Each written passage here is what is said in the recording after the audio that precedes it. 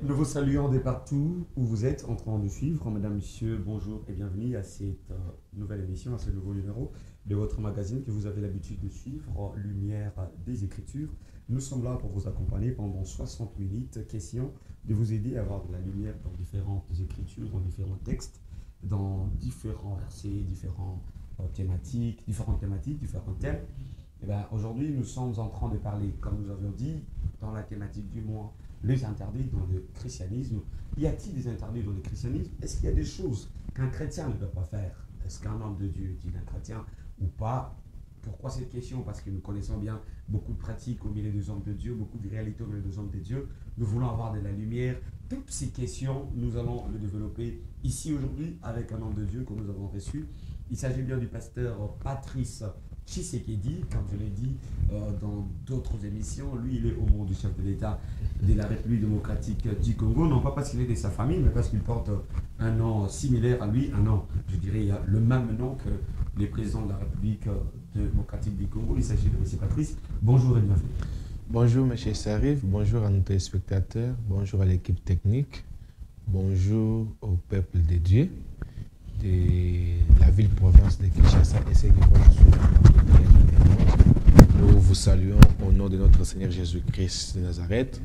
Et je dis merci à notre Dieu qui a permis qu'on puisse participer dans cette émission dont vous nous avez lancé appel. Merci beaucoup. Comme je l'ai dit tantôt, nous parlons sur les interdits dans les christianismes. Les interdits dans les christianismes. Pasteur Patrice, pour commencer, Dieu a créé l'humanité, il a créé le monde et il a fait de nous ses créatures. Il nous a créés quand il a créé Adam, il lui a donné les jardins, cultivez les jardins, multipliez-vous et par la suite nous sommes bénis. Est-ce que ce Dieu-là a-t-il des interdits qu'il a instaurés pour ses créatures, les hommes que nous sommes? Merci beaucoup, M. Sarif, pour la thématique que nous abordons. Vous savez, quand Dieu appelle son peuple, parce que Dieu ne commence pas par appeler le peuple, Dieu commence par appeler un individu. Et quand il appelle cet individu-là, il lui donne la marche, il lui dicte ce qu'il doit faire, la manière où il doit marcher avec lui. Je donne l'exemple. Avant qu'on touche Exode, je suis dans Genèse. Dans Genèse chapitre 12, Dieu appelle Abraham. Mais avant que Dieu appelle Abraham, Dieu doit créer un homme. Dans Genèse chapitre 1, le verset 26 et le verset 27, il dit, créons l'homme à notre image, à notre ressemblance, afin qu'il domine. Afin qu'il puisse s'assister. C'est-à-dire, Dieu crée l'homme, il lui donne ce qu'il doit faire. Il donne la mission à l'homme. Oui. Et puis, quand nous arrivons dans Genèse chapitre 2, Dieu va dire, il va former l'homme. Avant qu'il forme l'homme, il doit planter un jardin d'Éden, un jardin à l'Orient, en Éden, et il prend l'homme qu'il a formé, il doit le placer où c'est? Dans le jardin d'Éden. Et quand il le place, il dit à l'homme, je vous donne l'autorité de manger tout ce qui est dans les jardins. Sauf, déjà quand on parle de sauf, il y a l'interdit. Dieu donne la possibilité à l'homme de vivre, mais il lui demande ceci. Vous ne pouvez pas toucher à l'arbre. Je ne vais pas comprendre parce que là, il y a beaucoup de débats sur cette question. Je ne préfère pas que tu prennes ça et que je préfère qu'on reste dans notre thématique d'interdit. Mais je prends cet exemple pour dire que quand Dieu appelle l'homme, il est un Dieu jaloux. Il ne partage pas son adoration avec d'autres personnes, soit avec d'autres dieux, qui est lui-même seul, le Dieu créateur. Il dit à l'homme, tu dois faire ça et ne pas faire ça. Tu dois manger tous les autres fruits, mais quant à la fruit de la connaissance du bien et du mal, tu ne touches pas. Et puis, on parle bien du fruit de la connaissance du bien et du mal. Tu ne touches pas. Pas manger. Tu ne toucheras pas. Vous comprenez? Ça veut dire que Dieu est en train de... Les interdire, c'est une manière, c'est une façon de Dieu de tester l'obéissance de l'homme à sa parole. Et c'est ça. Et quand Dieu maintenant appelle Abraham, il dit à Abraham, tu dois quitter la maison de ton père. Tu dois quitter ta patrie. Tu veux tu dois aller là où moi Dieu. Et quand Dieu appelle l'homme, il doit lui dicter la marche à suivre. Et dans cette marche à suivre, il va lui dire, tu feras ça, tu ne feras pas ça. Et quand tu ne feras pas ça, moi Dieu, je serai avec toi. C'est là où vous allez vous rendre compte, j'ouvre cette parenthèse, mais ça arrive. On a un problème avec des hommes de Dieu. Quand Dieu appelle, il vous dicte la marche à suivre. Quand l'homme de Dieu est dans une situation, même les rois, Dieu lui dicte la marche à suivre. Je profite pour ouvrir cette parenthèse, si vous le permettez. Allez-y. Nous sommes en République démocratique du Congo. La RDC est face à une guerre. N'est-ce pas, non? Bien sûr. Nous sommes légèrement à l'Est. Mais la question que moi, je me pose, combien des hommes de Dieu ont consulté Dieu pour donner l'orientation au roi, entre parenthèses, le président de la République, que dans cette guerre, voici la recommandation donnée par Dieu. Comment tu peux te comporter pendant ce temps de la guerre? Mais vous allez vous rendre compte que tous les hommes de Dieu n'ont pas consulté Dieu. Ils n'ont pas. Ils n'ont pas consulté Dieu. Mais au contraire, ils ont inventé des solutions qui ne sont pas à peu près. Je suis dans les livres des 2 Chroniques. Le livre des 2 Chroniques, chapitre 20. Je parle l'histoire du roi Josaphat. Vous voyez? Les rois Josaphat se trouve qu'il y a les Moabites, il y a les Ammonites, il y a il y a 5 nations qui viennent pour attaquer le royaume de Juda. N'est-ce pas, non? Maintenant, quand il vient attaquer, les rois, il avait l'armée. Les rois avaient le service de sécurité. Mais la parole de Dieu me dit, les rois, quand on lui a annoncé ça, il s'est levé pour aller consulter Dieu. Or, quand le président de la République a commencé son premier mandat, il a dédié, il a confié la patrie à qui? À Dieu, n'est-ce pas, non? Bien sûr. Mais non, si lui avait confié la patrie à Dieu, et aujourd'hui nous sommes dans l'état de guerre, qu'est-ce que les hommes de Dieu ont censé faire pour orienter? Parce que s'il vous plaît, monsieur, ça arrive, la guerre c'est normal.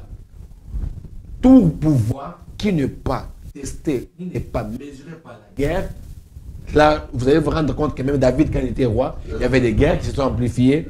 Tous les rois, il y avait des guerres et tout comme ça. Et la Bible dit les malheurs atteignent souvent les justes. Et Dieu fait comment? L'en délivre. La guerre commence. Et si c'est une guerre dans le plan de Dieu, Dieu vous donnera toujours le moyen de s'en sortir. Et vous allez vous rendre compte, quand vous lisez 2 Chroniques chapitre 20, du verset 1 jusqu'au verset 4, et du verset 10 jusqu'au verset 27, le roi Josaphat a déclaré, a dit au peuple de Juda que nous tous, les enfants, les femmes, les hommes, nous allons tous décréter les jeûnes. Nous allons prier. Bon, peut-être qu'il faudrait aussi décréter les jeunes pour la démocratie du Congo, ce qui ne sera pas facile parce que la CINCO et les CC a déjà commencé avec sa démarche pour aller voir le président de la République. Et puis, l'église des réveils, on ne sait pas ce qu'il fait. Et c'est la marche. C'est qu'elle fait plutôt avec le désordre qu'il y a à l'intérieur. On a combattu le Dokamba est tombé. On ne sait plus qui dirige l'église du réveil. Il y a beaucoup de désordre là-bas. N'entrons pas trop là-bas, bien que vous êtes resté dans la thématique. Mais quand vous parlez de la marche à suivre, ça veut dire quand un homme de Dieu est appelé par Dieu, Dieu lui donne la marche, et s'il ne respecte pas cette marche-là, ça veut dire qu'il est dans l'interdit. Alors, quand quelqu'un ne respecte pas la marche avec Dieu, il est à l'encontre. Dieu ne veut pas marcher avec nous. Je vous donne l'exemple. Quand Dieu appelle Moïse, n'est-ce pas, non? Il lui dit, Moïse, tu dois circoncire les enfants qui seront nés dans toi. Maintenant, quand Moïse prend sa femme Séphora et un enfant, et Moïse oublie de circoncire cet enfant, qu'est-ce que la Bible dit? Dieu venait pour attaquer Moïse et le tuer. C'est ce que la Bible me dit. Dieu vient pour attaquer Moïse et le tuer. C'est alors que Séphora, qui était sa femme, voyant Dieu qui attaquait Moïse, la Bible me dit, Séphora prend une pierre et coupa les prépuces de l'enfant et récupérer cette prépuce et jeta au pied de Moïse et cria, l'époux des sangs. Et la parole de Dieu me dit, Dieu se retire. Vous allez vous rendre compte que quand Dieu t'appelle, il te donne la ligne à suivre, il donne la marche à suivre. Si tu ne te conformes pas, lui-même il vient, soit il t'abandonne, soit il t'attaque. Dans les interdits, dans la marche à suivre, permettez-moi, pasteur Patrice, dans les interdits, dans la marche à suivre, comment on parlera des interdits, par exemple, dans la vie de Noé? Est-ce que Noé a bu du vin? Comment on parlerait des interdits dans la vie d'Abraham? Abraham a eu Sarah, ensuite Agar. Comment on parlera des interdits dans la vie de Jacob? Il avait Léa, il avait Rachel, il avait d'autres femmes. Et comment on parlerait des interdits? Parce que dans l'ancienne alliance, il y a eu beaucoup de pratiques qu'aujourd'hui vous êtes en train de nous interdire de faire. Pourquoi vous nous les interdisez? Cependant, Dieu les a permis pendant qu'il marchait avec les patriarches, nos ancêtres. Merci beaucoup. Vous avez parlé de l'histoire de Noé, n'est-ce pas, non? Dis-moi qu'est-ce qui était interdit dans la vie de Noé. Est-ce que vous pouvez avoir cette idée-là? Je vous écoute. Noé, Dieu l'appelle. Il construit l'arche. N'est-ce pas, non? Dieu lui a dit de construire l'arche, il doit détruire la terre. Et elle a prié et tout consort. Dieu a sauvé Noé avec ses enfants. Et quand Noé s'est réveillé à un certain moment, il a commencé à cultiver la terre. Je suis dans Genèse chapitre 8, 9, 10. Il a cultivé la terre, n'est-ce pas, non? Et après avoir cultivé la terre, il a planté de la vigne. Il a récolté cette vigne. La Bible dit que Noé a pris du vin, n'est-ce pas, non? Il s'est allé endormir au milieu de sa tente. Mais il ne devait pas prendre du vin si le vin est interdit aujourd'hui, comme vous refusez aux enfants de Dieu de prendre de l'alcool. Mais Noé en a bu et Dieu n'a pas châtié. Écoutez, mais ça arrive, on doit comprendre des choses. Nous sommes dans les premiers livres de la Bible. Nous sommes dans Genèse chapitre 8. Ici, dis-moi ce qui était interdit par rapport à Noé. Donc ça veut dire, dans ces temps-là, le vin n'était pas encore interdit. C'est Noé qui a planté. Nous sommes dans Genèse. Quand vous rentrez dans Genèse chapitre 3, dans Genèse chapitre 2, dans Genèse chapitre 4, on vous présente les interdits que Dieu a donnés à qui? À Adam et Ève. Ne touchez pas. Vous pouvez tout manger, mais pour l'arbre de la vie, l'arbre de la connaissance du bien et du mal, ne touchez pas. Mais dans d'autres, vous pouvez toucher. Donc même l'alcool, on pouvait toucher. Non. Mais ça arrive, tu dois comprendre les choses. Je suis là en train de comprendre. Tu dois comprendre. Dieu a dit à Adam et à Ève, vous pouvez tout manger, vous pouvez tout toucher, sauf l'arbre de la connaissance du bien et du mal. Par la suite, je peux aller plus loin. Je peux aller plus loin pour vous poser. Je vais anticiper pour vous poser cette question. Mais ça ne m'a pas permis de vous poser, mais je peux même répondre. C'est une question qui reste en allez-y. Ok. Si nous prenons dans Genèse, est-ce qu'aujourd'hui vous pouvez épouser votre sœur? Je ne demande pas que vous me répondre. Alors tu vas me dire quelle est la femme. On peut parler des interdits. Où est-ce que Caïn a trouvé sa femme? Où est-ce qu'Abel a trouvé sa femme? Où est-ce que Sem a trouvé sa femme? Et tout consort. C'est-à-dire que nous sommes au début de la création. Ici, quand vous lisez noir sur blanc, c'est Noé qui a planté la vigne. Et il a récolté les vins. Il a bu. Ici, il n'y avait pas d'interdit. Mais au fur et à mesure, quand vous prenez, quand Dieu commence maintenant à consacrer les sacrificateurs, les Lévites, Dieu dit à Moïse, voici comment les Lévites doivent se comporter. Ils sont sacrificateurs, ils doivent servir à l'autel. Les Lévites ne doivent pas prendre du vin. Les Lévites ne doivent pas avancer. Les sacrificateurs ne doivent pas passer. Vous allez vous rendre compte que si vous prenez les polygames dans la Bible, vous ne trouverez pas de polygames dans la lignée des sacrificateurs. C'est donc Aaron. Lisez la Bible. Ne confondons pas, par exemple, la polygamie avec les rois. Un roi n'est pas sacrificateur. Mais Aaron est sacrificateur. Vous ne me direz pas qu'Aaron avait 2 femmes, 3 femmes. Vous n'allez pas me dire que dans la descendance d'Aaron en tant que sacrificateur, il y a celui qui a servi à l'autel en tant que polygame, en tant qu'ivrogne. Et vous allez vous rendre compte qu'il faut savoir les interdits par rapport à l'appel. Ici, Noé est appelé, il a fait sa mission, il a planté la vigne, il a bu. Mais je sais qu'il y a une question que vous pouvez anticiper, que vous allez me poser et que je peux répondre directement. Comment Noé qui a bu le vin, il n'était pas puni, mais c'est Cham qui a vu la nudité de son père, qui n'est pas maudit, mais que son fils Canaan qui est maudit.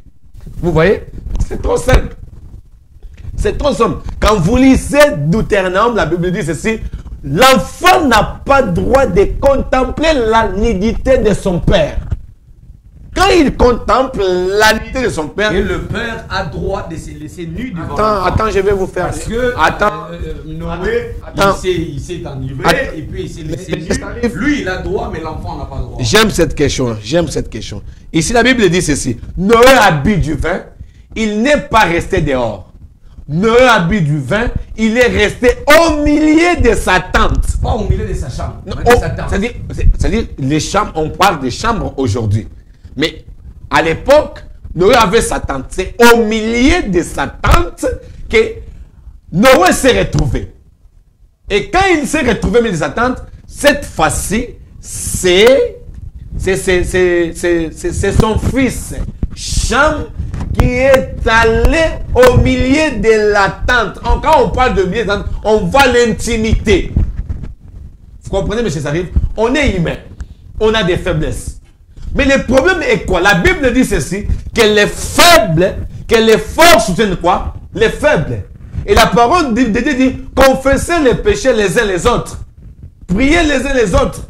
Alors, si Cham, qui a vu la nudité de son père, au milieu de sa tente, pouvait faire ce que les deux autres ont fait, où est-ce qu'il allait s'attirer la malédiction? Le problème est que quand tu m'as vu dans l'état de faiblesse, qu'est-ce que tu as fait? Tu as publié. Tu as annoncé le mal. Regarde David qui, en tant que Saül est mort, et qui Saül était son rival. David ne s'est pas réjoui parce qu'on a tué Saül. Mais au contraire, David a regretté parce qu'on a tué Saül. Il a dit d'annoncer pas en garde afin que le fils de prochain ne puisse pas se réjouir. Mais son rival, qu'on a tué. Vous avez dit tout à l'heure, pasteur Patrice, que Dieu, lorsqu'il a commencé à établir les sacrificateurs dans la lignée d'Aaron, c'est alors qu'il a commencé à installer les interdits. Vous êtes de la lignée d'Aaron, ça veut dire que vous êtes sacrificateur. D'abord, quels sont les interdits étant pour les sacrificateurs? Et deuxièmement, est-ce que le sacrificateur d'aujourd'hui, vous êtes en train de respecter ces interdits-là? Merci beaucoup pour cette question. Quels sont les interdits pour les sacrificateurs? Alors, je préfère d'abord pour reculer un peu derrière et vous donner cette réponse. Dans l'Ancien Testament, la sacrificature était juste pour les tribus des Lévi, avec les Aaron. Et quand Christ est venu, il nous a introduits dans les sacerdoces royales, où il a fait de tous un royaume des sacrificateurs. Alors quand on vient à Christ, la première des choses, on est enfant de Dieu. Et l'enfant, on n'est pas appelé à rester avec ce statut de l'enfant, on est appelé à grandir pour devenir fils. Alors la Bible dit, car Dieu a tant aimé le monde, qu'il a donné son fils unique, afin que quiconque croit en lui ne périsse point, mais qu'il ait quoi? La vie éternelle. Nous sommes appelés à devenir des fils. Quitter la statue des enfants et devenir fils. Atteindre la maturité. Et quand on doit atteindre la maturité, maintenant Dieu a donné les interdits, c'est pour nous tous. Parce que ces interdits nous permettent d'abord de préparer notre vie. Parce que après la mort, il y a une vie. Après la mort sur cette terre, il y a une vie. Alors, quels sont les interdits? Là, je peux maintenant entrer dans ta question. Quels sont les interdits? Je prends la Bible, je suis dans... Ouvrons la Bible. Je ne vais pas aller plus loin. Je suis dans Galates. Galates chapitre 5. Galates chapitre 5, à partir du verset 16. Galates 5 à partir du verset 16. Nous lisons au nom du Seigneur Jésus. Oui, oui. J'ai dit donc, Marchez selon l'esprit et vous n'accomplirez pas les désirs de la chair. Car la chair a des désirs contraires à ceux de l'esprit et l'esprit en a des contraires à ceux de la chair. Ils sont opposés entre eux, afin que vous ne fassiez point ce que vous voudriez. Si vous êtes conduit par l'esprit, vous n'êtes point sous la loi.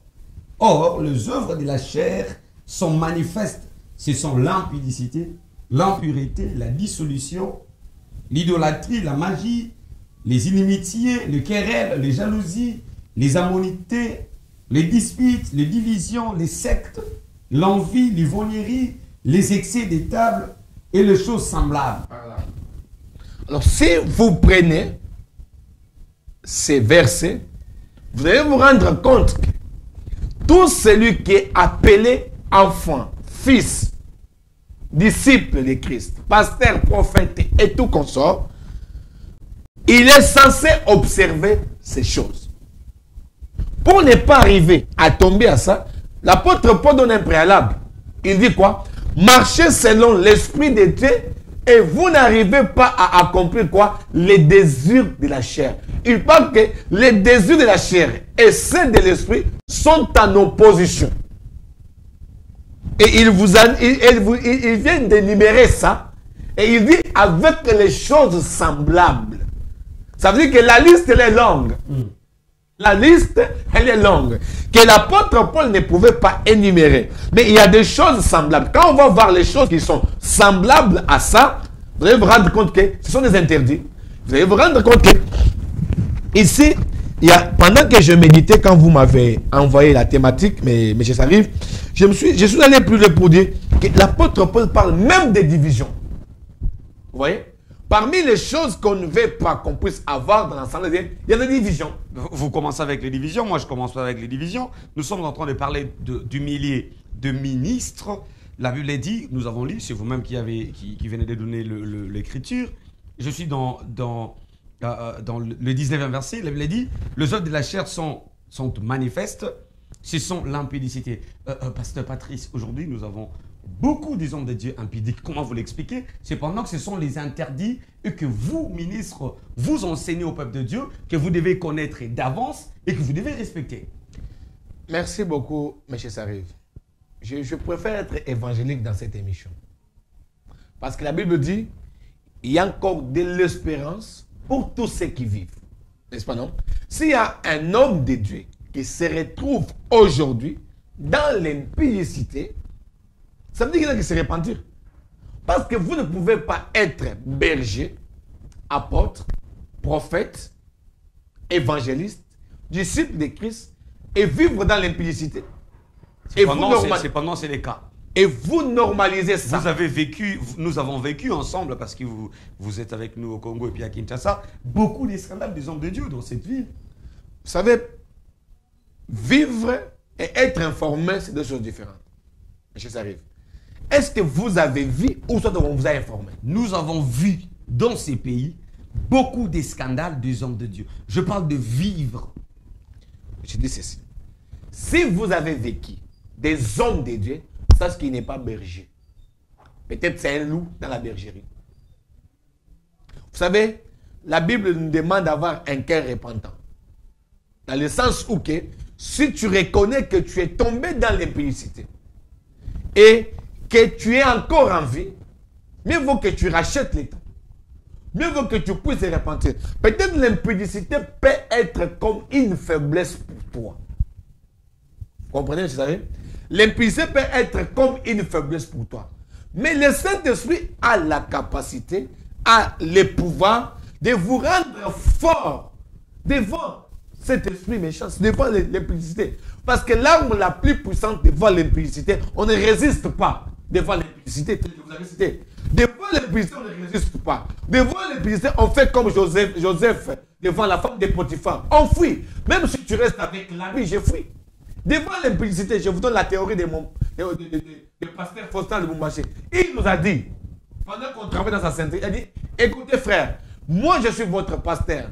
Les jours où moi je vais commencer à recevoir, voici ma technique. Si je reçois une maman dans mon bureau, cher frère, laissez ma porte ouverte. Et à chaque 5 minutes, vous entrez dans mon bureau, vous me posez des questions. C'est aussi une manière de... Mais question de confidentialité, voudrais-je dire. Par exemple, la kirdan, par exemple, il y a aussi des secrets. Quand quelqu'un vient rencontrer les pasteurs, il a des choses à dire au pasteur. Au pasteur lui seul, quand vous entrez de temps en temps, vous êtes en train de détruire la discrétion. Vous savez, quand vous avez la consigne du pasteur, il n'y a pas une distraction devant les péchés. Je s'arrive, je vous dis, vous êtes un homme de Dieu, il n'y a pas une discrétion devant les péchés. Quand un pasteur vous dit ça, il sait. Vous savez, la Bible nous demande de veiller les uns les autres. Si ton pasteur te dit de faire ça, et tu dois suivre ça. Parce que si la femme, elle a l'esprit de Jézabel en elle, quand elle vient, sa mission, c'est d'accomplir ce qu'on lui a donné comme mission. C'est de te détruire, c'est de te rendre. Vous savez, sur cette monde, sur cette terre, le diable n'a pas pitié de nous. Il a besoin aussi qu'il puisse avoir plusieurs ces jours-là. Comment vous faites, vous les hommes de Dieu, comment vous faites pour être si faible devant les filles, devant les femmes à l'église, devant vos fidèles, parce qu'elle est entrée au bureau, et puis vous tombez? Comment vous faites? Merci beaucoup, M. Sarif. Quand vous posez cette question-là, comment vous faites? Je vous ai dit ceci. Un homme de Dieu qui est appelé par Dieu, consacré par Dieu, il est conduit par le Saint-Esprit. Si, mais vous êtes devant une sœur à l'église parce qu'elle est blonde, elle a une belle taille, et puis elle entre au bureau, et puis vous tombez. Non. Vous savez ceci, j'ai dit ceci, mais ça arrive. Je réponds toujours. Comment vous faites? C'est ça la question. Je réponds toujours de cette manière. S'il y a un pasteur qui tombe dans ce sens-là, Dieu, je vous dis qu'il n'est pas berger, c'est un loup. Mais la Bible dit, celui qui dira qu'il ne pêche pas, c'est un menteur. Je n'ai pas compris. La Bible dit, celui qui dira qu'il ne pêche pas, c'est un menteur. Écoutez, pécher, cela ne signifie pas que tu as... Mais il est tombé. Non, attends, M. Sarif. Je vais vous amener quelque part. Celui qui dit qu'il n'a pas péché, c'est un menteur. N'est-ce pas? C'est ce que la Bible dit, non? Oui. Ça veut dire que, n'oublie pas que même la lâcheté aussi, c'est un péché. La lâcheté. On peut manquer le ciel à cause de la lâcheté. Au même titre qu'un impudique. Au même titre qu'un menteur. Revenez, comment vous faites pour être si faible devant? Non, ne dites pas que comment... Ça, vous n'avez pas répondu jusque-là. Non, je vous ai dit ceci. Celui qui est faible devant l'impudicité, soit devant une femme, il n'est pas dans ses principes. Il n'est pas dans ses principes, donc je vous dis, Galates chapitre 5, le verset 16, marchez selon l'Esprit de Dieu et vous n'accomplirez pas les désirs de la chair. Mais vous avez l'Esprit de Dieu, vous les hommes de Dieu. Quand on tombe dans l'impudicité, ça veut dire qu'on a commencé par convoiter. Vous comprenez? On commence par la convoitise. C'est la convoitise de la chair qui nous pousse à tomber dans l'impudicité. Mais si on est conduit par le Saint-Esprit, il est difficile de tomber dans l'impudicité. Et si on laissait l'impudicité pour parler de l'impureté, parce que c'est le deuxième élément, elle a dit, c'est votre verset, c'est vous-même qui l'avez donné. L'impudicité, l'impureté.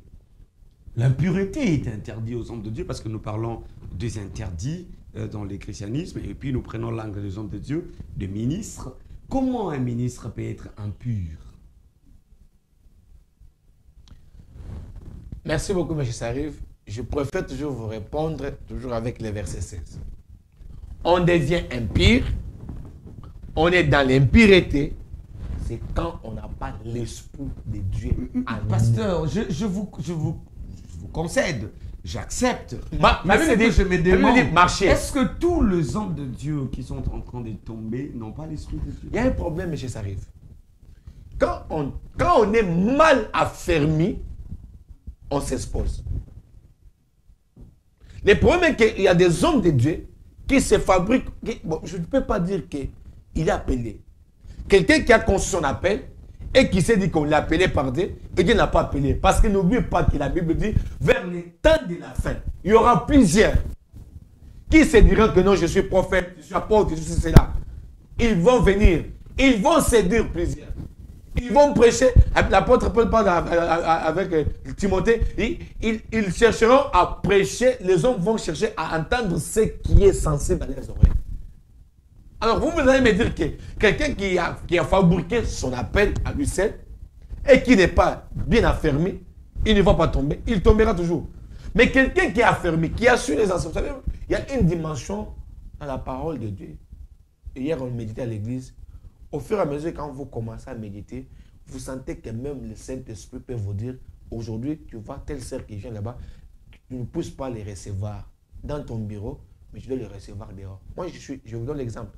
Je suis consacré berger depuis l'université. Dans les milieux du campus, je parle de mon propre témoignage. J'ai recevé des femmes. Mais j'avais un principe. J'avais un principe. Quand les sœurs viennent chez moi, au berger, j'ai besoin de vous rencontrer. Elles viennent seulement chez moi. J'avance. La Bible dit, fouillez l'impudicité. La chair que vous voyez, mais chez ça arrive, elle est faible. Ça, je sais. On ne va pas résister devant l'impudicité. Il y a des principes qu'il faut développer. Et quand la sœur me dit, berger, je viens, oui, viens ma sœur. Elle insiste, elle vient. Et quand elle arrive, je dis, oh ma sœur, vous voyez, non, en tant qu'étudiant, non, on n'a qu'une seule pièce.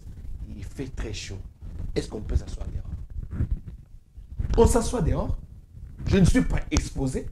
On doit partager. Il doit poser son problème. Ce n'est pas un aveu de la faiblesse. Non, c'est juste une question pour passer. Non, non, ce n'est pas. Écoutez. Juste une petite question pour passer parce qu'on doit toucher. Est-ce que ce n'est pas un aveu de la faiblesse? Est-ce qu'obligatoirement, si vous restez dans la pièce, vous allez tomber? Mais ça arrive. La Bible dit, c'est ceci. On fuit l'impudicité, on résiste. Non, est-ce que la sœur est venue avec l'impudicité? On résiste. Est-ce qu'elle était venue pour que vous tombiez ensemble? Peut-être qu'elle est venue d'une manière simple. Je vous pose la question. Là, peut-être que c'est vous, les pasteurs, qui avez des mauvaises pensées. Écoutez, M. Sarif. On résiste au diable, mais on fuit l'impudicité. On peut résister. La Bible dit, résistez au diable, il fuira loin de vous. Merci, pasteur. Mais devant l'impudicité, la Bible dit ceci, fuir. Merci Écoutez, beaucoup. on donne la possibilité de faire comment? De fuir. Et si tu es incapable, le pasteur Didier Albumbaché, pendant qu'on étudiait, il nous a dit ceci, le pasteur le plus faible, il a décidé de commencer à voyager à tout moment avec sa femme. Il est l'homme le plus puissant aujourd'hui. C'est-à-dire que si tu sais que ma faiblesse, c'est l'impudicité, moi, je ne vous condamne pas. Mais ce que je vais demander, il faut demander l'aide du Saint-Esprit et développer les méthodes qui peuvent vous permettre de rester dans la voie. Merci beaucoup, pasteur Patrice. Très chers téléspectateurs, nous continuons notre émission sûrement et lentement. Nous sommes en train de parler sur les interdits dans le christianisme. Le pasteur Patrice nous a donné un verset que nous sommes vraiment en train d'exploiter, à moins que lui-même change de verset, parce qu'il en a toute l'ouverture, tout le droit. Mais dans ce même verset, je trouve beaucoup de choses. Je me pose la question, que je vous la pose d'ailleurs. Est-ce que les hommes de Dieu, vous continuez à lire les Écritures pour vous affermir, ou vous lisez pour affermir les fidèles? Parce que nous avons l'impression que tout ce qui est écrit là, les hommes de Dieu, vous le lisez pour nous prêcher, mais vous n'êtes pas capable auprès de les appliquer. Vous, pas d'une manière particulière. Vous, les hommes de Dieu en général. Vous savez, être homme de Dieu, appelé par Dieu, et ne pas méditer chaque jour la parole de Dieu, on va tomber à côté. Méditer oui, mais ma question, est-ce que vous méditez pour vous affermir aussi, ou vous méditez simplement pour nous affermir, nous les fidèles? Mais d'abord, c'est nous. D'abord, c'est moi-même. Je dois d'abord me nourrir moi-même. Si moi-même, je n'ai pas une source, comment je vais déverser? D'abord, la connaissance, c'est pour moi. Daniel dit, la connaissance te placera au-dessus de ta génération. Et je dois d'abord m'équiper, moi, pour équiper les autres. Mais si je vais lire la Bible pour les autres et pas pour moi, sache que je ne suis pas un enfant. Vous qui êtes équipés, on vous trouve dans les querelles. Aujourd'hui, les hommes de Dieu, c'est querelles dans les réseaux sociaux, c'est querelles à Kinshasa, c'est compliqué. Je ne sais pas si vous avez vu la scène avec l'église de Message. Même dans la chair, on vient régler de problèmes. Mais apparemment, vous ne lisez pas pour vous affermir vous-même. Il y a ceci. Ça, c'est une réponse que j'avais donnée à une personne et je vais vous le dire aujourd'hui. Il y a, aujourd'hui, dans ce siècle présent, il y a les églises des hommes de Dieu. Vous dites? Je reprends. Il y a des églises des hommes et les sanctuaires de Dieu. Il y a quelqu'un qui s'est créé une entreprise, qui appelle ça une église, mais qui n'est pas l'église de Dieu, vous allez voir que même la gestion au quotidien de cette structure-là ne reflète pas Dieu. Parce que Dieu est amour. Vous voyez? Dieu est amour. Quand vous lisez 1 Corinthiens chapitre 13, le verset 13, 1 Corinthiens chapitre 13, qu'il y a 13 versets, là, on donne les dimensions de l'amour. On dit ceci, l'amour est patient. Vous voyez? Et quand je suis serviteur de Dieu, et j'ai en moi une dimension de l'amour, je dois avoir la patience. D, l'amour ne supporte pas, l'amour ne soupçonne pas. L'amour ne s'envie point d'orgueil. L'amour est patient. Vous voyez? Ça veut dire que quelqu'un qui est appelé par Dieu, vous allez vous rendre compte que même dans la marche, M. Sarif, dans tout ce qu'il fait, c'est l'amour. L'amour là, quand vous prenez Philippiens chapitre 2, le verset 3 et le verset 4, la Bible dit ceci, que celui qui a cette dimension d'amour, il privilège d'abord les intérêts des autres avant lui. Vous savez, nous avons du mal à comprendre beaucoup de choses que vous êtes en train de dire parce que nous les confronterons à la réalité actuelle, des hommes de Dieu actuels. Celui qui a de l'amour va privilégier les intérêts des autres. Mais quand on regarde aujourd'hui les hommes de Dieu, c'est pas ce qu'on voit. Et on se pose des questions très questionnantes. Mais pourquoi est-ce que jusqu'aujourd'hui, écoute, on a des questions, on ne trouve pas dans les chefs des ministres, certains ministres de Dieu, le fait d'avoir les interdits. C'est comme si vous êtes habitué de Dieu, habitué avec Dieu, il est devenu votre ami, vous connaissez Dieu, vous pouvez faire n'importe quoi, et que nous, les fidèles, nous ne pouvons pas. c'est parce que cette dimension manque à l'église. Philippiens chapitre 2. C'est parce que cette dimension manque à l'église. L'apôtre Paul disait ceci. Si donc il y a quelque consolation en Christ, s'il y a quelque soulagement dans la charité, s'il y a quelque union d'esprit, s'il y a quelque compassion et quelque miséricorde, rendez ma joie parfaite. Ayez un même sentiment, ayez un même amour, ayez une même âme, ayez une même pensée. Si au sein de l'église, si au sein d'une communauté, on arrive à ce stade où on doit, pour rendre la joie de Christ parfaite, on doit avoir un même sentiment. Est-ce que le même sentiment que Pasteur Patrice a, et c'est le même sentiment que l'apôtre Mardoché Lova a? Est-ce que c'est le même sentiment que l'apôtre Eva a? On est dans une même communauté. Est-ce que nous avons le même amour? Quand nous avons cette dimension, vous allez vous rendre compte que la Bible dit maintenant, ne faites rien par esprit de parti pris ou par vaine gloire. Mais que l'humilité vous fasse regarder les autres comme étant au-dessus de vous-même. Un pasteur qui n'a pas l'humilité, un apôtre qui n'a pas d'humilité, il va vous dire que moi je connais tout. Or la Bible dit nous connaissons en partie. Nous professons en partie. Ça veut dire qu'il n'y a pas la personne qui a la connaissance générale de Dieu. Je n'ai qu'une partie. La partie que moi j'ai, la partie que vous avez, la partie que les autres ont, l'ensemble de nos parties feront qu'on arrive à faire amener les gens à la statue parfaite du Christ. C'est pourquoi moi, Pasteur Patrice, j'ai dit ceci. Dans une église où vous trouverez qu'un seul pasteur, ce n'est pas une église. Ah ben comment ça? Si lui, les pasteurs, celui qui est consacré, les autres ne sont pas encore consacrés. Ça, ils doivent grandir dans les seigneurs, dans les choses de Dieu avant d'être consacrés. Je vais vous scandaliser. L'apôtre, vous savez les rôles des 5 ministères, c'est quoi? Les rôles du 5 ministères, c'est pour édifier, quoi? L'église, non? Oui. Afin que cette église-là arrive à la statue parfaite du Christ. Christ atteint une église qui doit être parfaite. Mais pour que cette église arrive à cette dimension-là, il faut que les 5 ministères puissent être ensemble au sein de l'église, afin que ces ministères-là travaillent. Je dois être édifié par un prophète. Je dois être édifié par un pasteur, par un évangéliste. Mais vous allez vous rendre compte que vous avez qu'une église où il n'y a qu'un pasteur, ça fait 38 ans, ça fait 20 ans, ça fait 50 ans.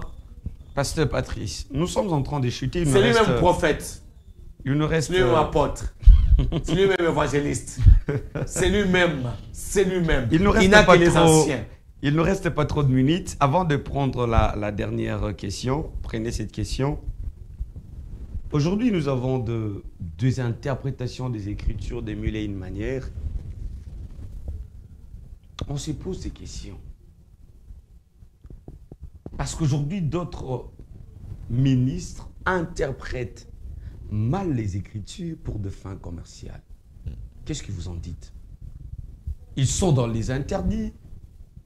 Ou encore, bon, c'est l'évangile. La Bible est dit, dans les derniers temps, l'intelligence des gens vont s'ouvrir. Alors c'est l'intelligence qui s'est ouverte. Alors les gens sont en train de nous révéler des choses que nous ne connaissons pas. Peut-être, qu'est-ce que vous en dites? Quelqu'un qui interprète les Écritures pour des fins commerciales. Matthieu chapitre 6, verset 33. La Bible dit ceci. Cherchez premièrement les royaumes des cieux et le reste vous sera donné par surcroît. Mais ça arrive, je vous regarde tout droit dans les yeux pour vous répondre ceci. Ce qui est important dans l'église, c'est le royaume des cieux.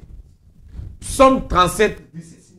Fais de l'Éternel tes délices, il te donnera ce que ton cœur désire. Dieu sait que j'ai besoin d'argent.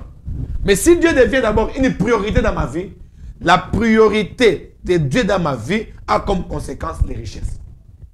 Mais s'il y a l'interprétation de la parole de Dieu pour juste prendre l'argent, ça, ce n'est pas la parole de Dieu. Jésus vient voir Pierre et Jean qui étaient en train de pêcher les poissons. Il dit ceci. Donnez-moi votre barge, en fait, j'utilise quoi? Pour annoncer l'évangile. N'est-ce pas, non? Jésus n'a pas demandé l'argent. Il a demandé l'instrument qui allait lui permettre d'annoncer l'évangile. Mais on peut prendre l'argent pour acheter des instruments. S'il vous plaît, je vous amène quelque part. Quand Pierre a donné l'arche et Jésus a utilisé l'arche pour l'évangile, il y a eu les conséquences.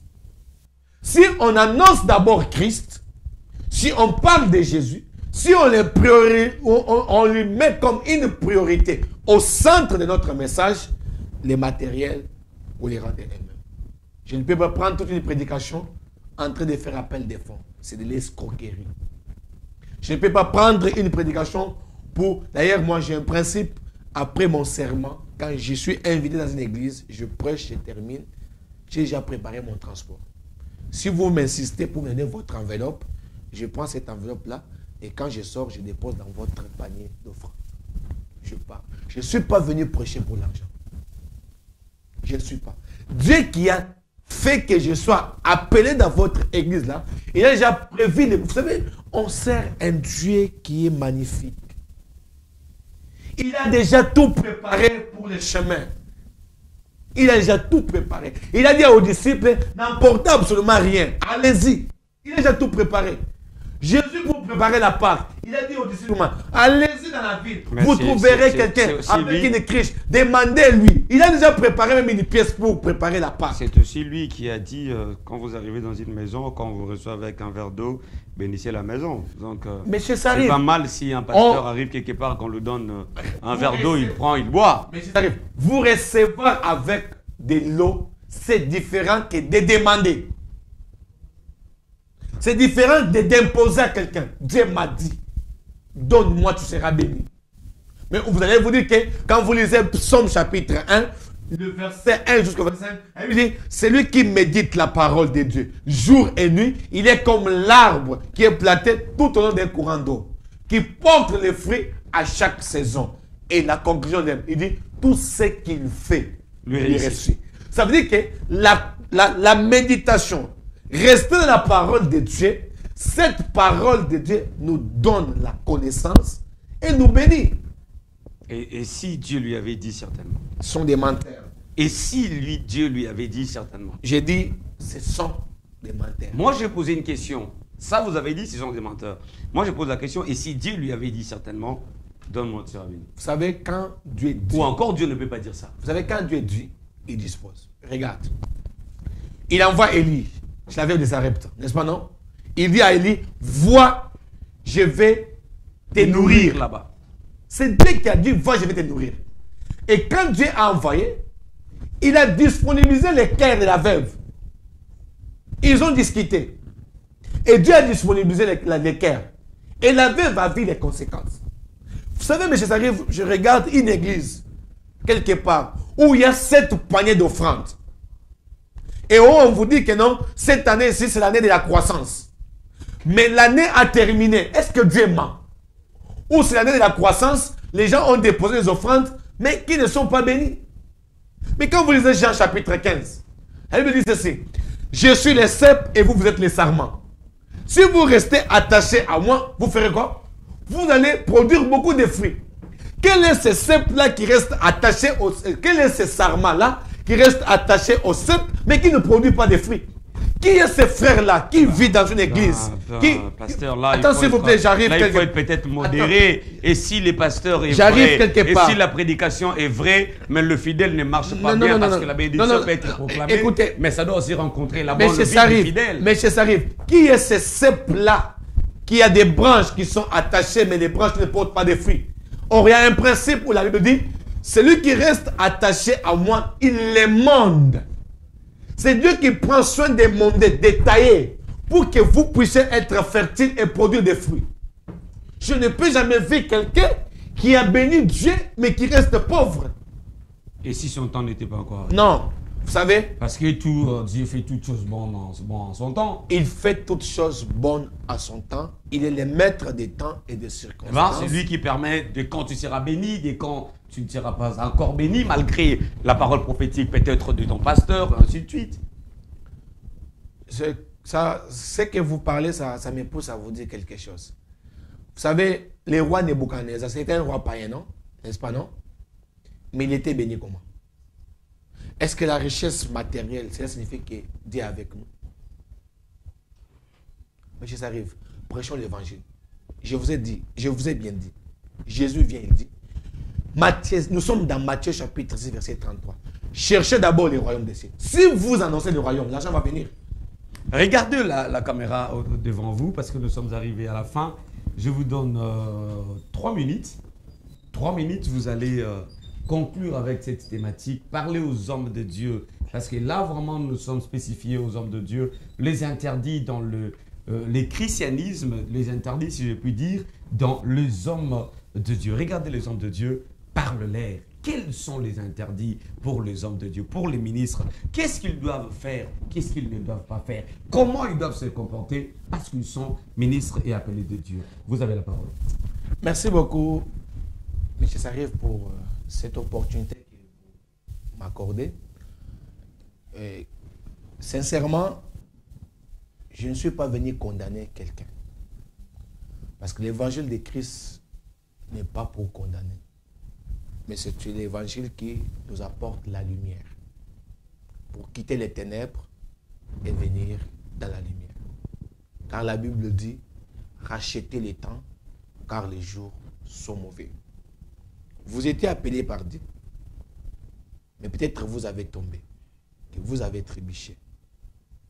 Mais la Bible dit, si vous acceptez de vous relever, il est là pour vous éclairer. Ne demeure pas dans les péchés. Ne faites pas des péchés l'habitude où tu dois demeurer. Le Saint-Esprit a une capacité de vous aider, de vous conduire, de marcher avec vous.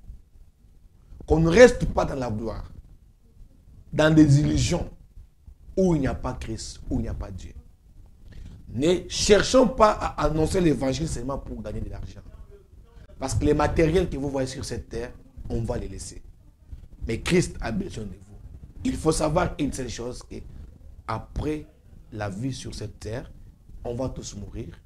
Après avoir mouru, il y a une vie après la mort. C'est pour vous dire, dans Apocalypse, chapitre 21, le verset 8, la Bible dit ceci. Mais pour les lâches, les incrédules, les abominables, les métriers, les impudiques, les enchanteurs, les idolâtres et tous les menteurs, leur part sera dans les temps ardents des feux et de soufre, ce qui est la seconde mort. Je vous en supplie, Jésus vous aime beaucoup. Il est amour. Vous êtes pasteur, vous êtes prophète, mais d'abord, il est venu sauver les enfants, les fils. Les titres ne vous amènera pas nulle part. Mais être enfant, être né de nouveau, avoir un cœur repentant, cela fera de vous un enfant de Dieu. Et quand Jésus-Christ viendra, ces jours-là, nous serons enlevés ensemble pour aller vivre une vie. Que Dieu vous bénisse. Merci beaucoup, pasteur Patrice. C'était une exhortation pour tous les hommes de Dieu qui ont pu nous suivre et qui vont nous suivre dans les rediffusions, dans les réseaux sociaux, sur notre chaîne YouTube GPS Télévision, sur ma chaîne YouTube Sarif Mokendi officiel. Vous allez nous suivre. Merci de mettre en pratique cette exhortation. Vous avez suivi l'émission, nous avons parlé pendant 60 minutes sur les interdits dans le christianisme, les interdits dans le chef des hommes de Dieu. Vous êtes homme de Dieu, sachez ce que vous devez faire, ce que vous ne devez pas, ce que la Bible vous autorise plutôt de faire et ce que la Bible vous interdit de faire. Est-ce que parce que vous êtes pasteur et que vous avez des sœurs à l'église, que vous devez les prendre toutes? Est-ce que parce que vous êtes pasteur et que vous avez des jolies filles qui font le protocole à l'école et que vous devez vous abuser d'elles? Est-ce parce que vous êtes pasteur et que vous avez des chantres dans la chorale que vous devez vous abuser d'elles? Est-ce que ça? Mais parlons pas seulement des pasteurs. Vous êtes chef de maintenance à l'église. Vous êtes chef de musique à l'église, chef des protocoles. C'est vous les dirigeants, c'est vous les responsables des tels départements. Est-ce que c'est votre titre-là qui vous permet, parce que vous êtes serviteur de Dieu, est-ce que c'est votre titre qui vous permet d'abuser de serre à l'église? Est-ce que c'est votre titre qui vous permet de rançonner le peuple de Dieu, tout le temps donner, même quand Dieu ne vous dit rien, vous venez avec Dieu m'a dit, Dieu a dit, faites ceci, faites cela. Sachez ce que vous devez faire. Même dans le jardin d'Éden, Dieu a dit à Adam ce qu'il devait faire et ce qu'il ne devait pas faire. Dieu a dit à Abraham, quitte la maison de ton père. Ça veut dire, rester dans la maison de son père, c'est ce qu'il ne devait pas faire. C'est ça. Regardez, j'ai aimé ce que le pasteur a dit. Quand Dieu appelle quelqu'un, il lui donne la marche à suivre. Quelle est votre marche à suivre? Qu'est-ce que Dieu vous a donné comme marche à suivre? Vous êtes appelé de Dieu. Quelle est la lignée que Dieu vous avait donnée?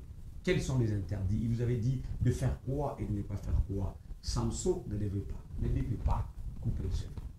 Ne devait pas. C'était ça son interdit. Et toi, quel est ton interdit?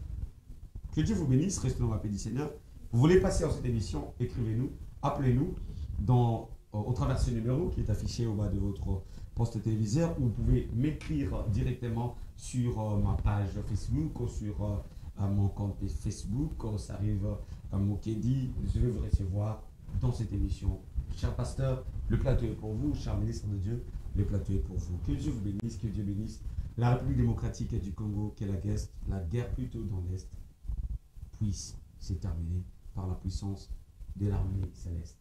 Soyez bénis.